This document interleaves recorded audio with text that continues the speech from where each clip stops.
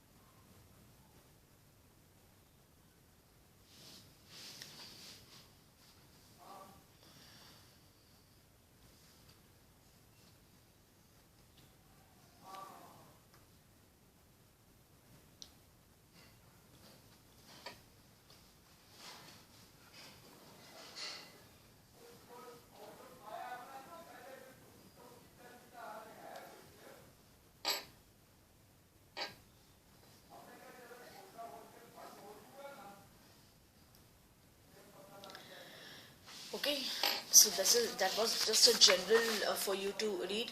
Okay, the next is with this. ये बाबा गुरु नानक की काफ़ी बड़ी हिस्ट्री इसमें बताई है. इसके अलावा भी if you want to read more about it, आप इसकी बुक्स अवेलेबल है मार्केट में गुरु बाबा नानक की. You can read it. Okay, so with this I had finished this 8th lesson and students इसके जो एक्सरसाइज है वो मैं आपको PDF सेंड कर दूंगी. Okay, in my coming classes I will send its PDF. Okay, now we go to lesson number 9 because हमें जल्दी फिनिश करना है अपना सिलेबस और रिविजन स्टार्ट करना है. I will go to lesson number 9, that is the making of the regional cultures. one of the commonest ways of describing people in his terms of the language they speak, when we refer to a person as a Tamil or an Oriya, this usually means that he or she speaks Tamil or Oriya and lives in Tamil Nadu or Odisha. हम जब किसी की भी भाषा सुनते हैं हमें पता चलता है अच्छा ये ओडिशा ओरिया बोल रहा है, ये मलयालम बोल रहा है, ये कन्नड़ बोल रहा है, ये तेलुगु बोल रहा है, तो हमें पता चल जाता है कि ये बंदा कौन से स्टेट को बिलोंग करता है.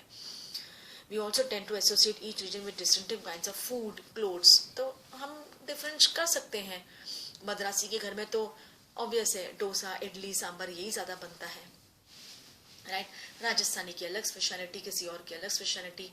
However, the frontier separating regions have evolved over time. Also, what we understand as regional cultures today are often the product of complex processing of intermixing of local traditions with ideas part of the subcontinent. As we see, some traditions appear specific to some regions, others seem to be similar across regions, and yet others derive from older practices.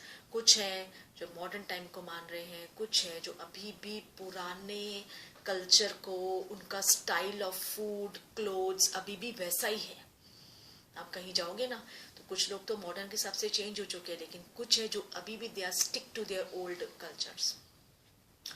वो तो एक सिर्फ आपके लिए था. We begin with the Cheras in the development of Malayalam. Let us begin by looking at an example of the connection between language and region. The Chera kingdom of Mahodayapuram was established in the 9th century in the social western part of the peninsula, part of the present-day Kerala. Kerala ke people Malayalam speak karte. It is likely that Malayalam was spoken in this area. The rulers introduced the Malayalam language and script in their inscriptions. Inscriptions जब वो लिखते थे manuscript हाथ से, तो उसमें Malayalam language है. In fact, this is one of the earliest examples of the use of a regional language in official records in the subcontinent. So you can see this, an early Kerala inscription composed in Malayalam. At the same time, the Cheras also drew upon Sanskritic traditions. The temple theatre of Kerala, which is traced to this period, borrowed stories from the Sanskrit epics. The first literary works in the Malayalam dated to about the 12th century are directly indebted to Sanskrit. Actually ना कहा जाता है कि इसका मतलब कि संस्कृत से थोड़ा सा इसका रिलेशन है. Interestingly enough, to 14th century text, the Leela-Tilakam dealing with grammar and poetics were composed in the Mani-Pravalam, literally diamonds and corals, referring of the two languages, Sanskrit and the regional language. Buddhist Sanskrit हमारी बहुत पुरानी languages है, dialects है हमारी, okay, हमारे ancient time की. So it is a merge, okay, कहीं ना कहीं मर्ज तो है लैंग्वेजेस में आपस में. Then rulers and religious traditions. Jagannath cult आपने तो सुना ही होगा. जगन्नाथ पुरी में जो है कितना बड़ा फेयर निकलता है. The icons of Balabhadra, Subhadra and Jagannath, palm leaf manuscript or Orissa. देखो बालाभद्रा, भद्रा, Subhadra and Jagannath.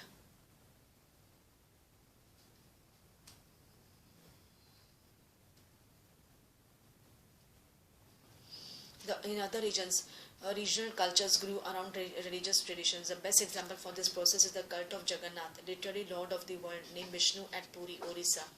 To date, the local tribal people make the wooden image of the deity. Deity यानी अपने अपने gods and goddesses की, which suggests that the deity was originally of local god, who was later identified with Vishnu. पहले तो local people अपनी तरीके से gods and goddesses की बनाते थे, okay, then later उसे आइडेंटिफाई किया कि ये विष्णु भगवान है या ये. In the 12th century, one of the most important rulers of the Ganga dynasty, that is Anantvarman, decided to erect a temple of Purushottam Jagannath at Puri. Subsequently, in 1230, King Anangabhima III dedicated his kingdom to the deity and proclaimed himself as a deputy of the god. जो ये king थे अनंगाभीमा, इन्होंने मतलब अपना पूरा kingdom दे दिया था ये इसको, मतलब इस जगन्नाथ उस पूरी जहाँ था वो पूरा एक किंगडम था उनका जो उन्होंने दे दिया था. And the temple gained N importance जब ये टेम्पल वहाँ पे इंसेप्ट हुआ तो एक पिलग्रिमेज सेंटर बन गया. It's authority in social and political matters also increased. All those who conquered Orissa, such as the Mughals, Marathas, and the English East India Company, attempted to gain control over the temple. वो सब इस temple को जीतना चाहते थे, पाना चाहते थे. They felt that this would make the rule acceptable to the local people. Then the Rajputs and the traditions of heroism. In the 19th century, the region that constitutes most of the present-day Rajasthan was called Rajputana by the British. While this may suggest that this was an area that was inhabited only by Rajputs, though Britishers थे वो उस time इनको Rajputana कहते थे. This was only partly true. There was and are several groups who identified themselves as Rajputs in many areas of northern and central India. And of course there are several peoples other than Rajputs who live in Rajasthan. However, the Rajputs are often recognized as contributing to the distinctive culture of Rajasthan. Okay, Rajputana culture बताते हैं वो राजस्थान का शाही culture. These cultural traditions were closely linked with the ideas and aspirations of rulers from about the 8th century. Most of the present-day state of Rajasthan was ruled by various Rajputs families. Prithviraj Chauhan, बहुत बड़े Rajput, brave warrior थे. These rulers cherished the ideal of the hero who fought valiantly, often choosing death on the battlefield rather than face defeat. Okay? मतलब ये ऐसे rulers थे जिन्होंने मतलब मरना पसंद किया था बैटलफील्ड में भागने से अच्छा. तो stories about Rajput heroes were recorded in poems and songs which were recited by specially trained minstrels. These preserved the memories of heroes and were expected to inspire others to follow the example. Rajput warriors थे, उनकी तो बात ही कुछ और थी. उन्हें तो poem songs में भी उनकी वीरता के बारे में बताया गया ताकि लोग जाने. उनकी memories were expected to inspire others who follow the example. Ordinary people were also attracted by these stories, which often depicted dramatical drama के through बताते थे, play के through बताते थे, किसी भी range of strong emotions, loyalty, मतलब loyalty में वो सबसे आगे, सबसे वफादार. फ्रेंडशिप एक बार कर ली तो वो मर जाएंगे लेकिन अपनी फ्रेंडशिप को नहीं तोड़ेंगे. लव, वेलोर, गुस्सा भी उतना ही कि अगर एक बार किसी से दुश्मनी ले ली तो फिर सर काट लेंगे लेकिन उससे दोस्ती नहीं करेंगे. मतलब ये सारे उनमें खूबियां हैं. बहुत ही बहादुर थे. Did women find a place within the story? Sometimes, yes. कुछ women थी जिनका भी नाम है. Sometimes they figure as a cause for conflicts. और कई जगह तो ऐसा है कि कई वॉर तो women के लिए हुए हैं. women के लिए कई लड़ाई लड़ी गई है. women कारण बनी है लड़ाई की. They figure men fought with one another to either win, मतलब किसी रानी को जीतने के लिए या उसे प्रोटेक्ट करने के लिए, कभी तो उसकी लड़ाई लड़ी है. Women are also depicted as following the heroic husbands in both life and death. There are stories about the practice of sati or the immolation of widows on the funeral pyre of their husbands. So those, you can see this map. ये map आप देख सकते हो. राजस्थान में जोधपुर, अजमेर, मेवाड़, जयपुर, बीकानेर, ये सब राजपूत से. ये मेवाड़ का तो आपने Chittorgarh,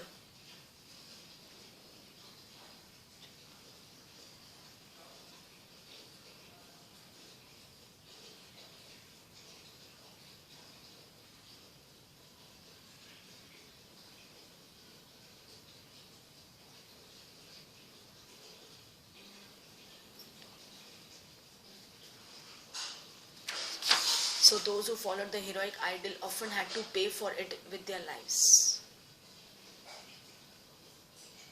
Beyond regional frontiers, the story of Kathak. आपको तो पता है ना, कथक, कथकली, भरतनाट्यम, ये सब different states के हैं. If heroic traditions can be found in different regions, in different forms, the same is true of dance. Let us look at the history of one dance form, Kathak, now associated with several parts of North India. The term Kathak is derived from Katha, a word used in Sanskrit and other languages for story, Katha.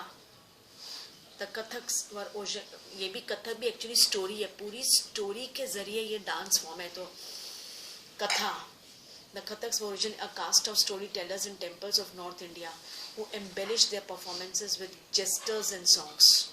Gestures यानी उनके emotions और song से पता चलता है ये कुछ story सुना रहे हैं.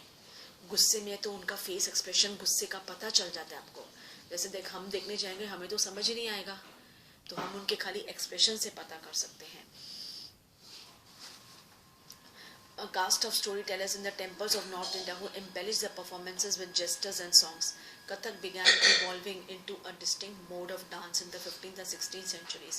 In the spread of the Bhakti movement, the legends of Radha Krishna were enacted in folk plays called Ras Leela, which combined folk dance with the basic gestures of the Kathak storytellers. Under the Mughal emperors and their nobles, Kathak was performed in the court. Okay उस time में जो Mughal leaders Nobel थे तो कथक भी एक entertainment वहाँ पे था मुगल राज के टाइम का. When it acquired its present features and developed it into form of dance with a distinctive style, बहुत ही अलग तरीके से उनके फेस के एक्सप्रेशंस, उनके हाथ, उनके बहुत डिफरेंट है. Distinct subsequently developed into two traditions of gharanas, one in the courts of Rajasthan traditions, Jaipur, and the other in Lucknow.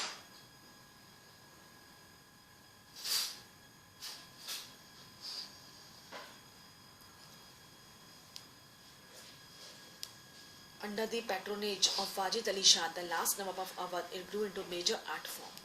और ये जो नवाब थे अवध के वाजिद अली खान, मतलब उनको फिर इन्होंने एक आर्ट फॉर्म में इस कथक को दिया है. ठीक है, आप देख सकते हो. You can see dance class Lakshmana temple Khajuraho.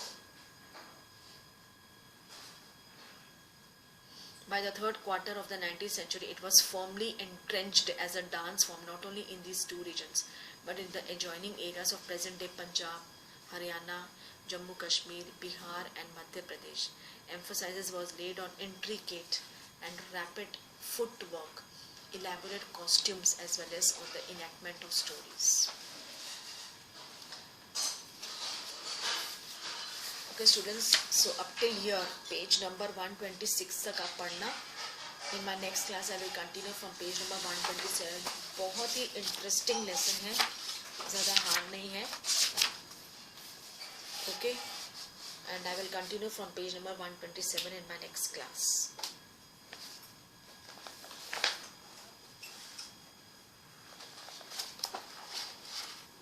So okay,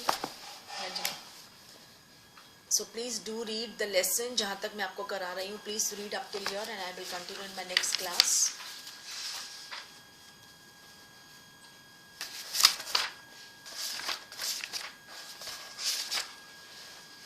Okay, so with this I wrap up my class here. Thank you to all.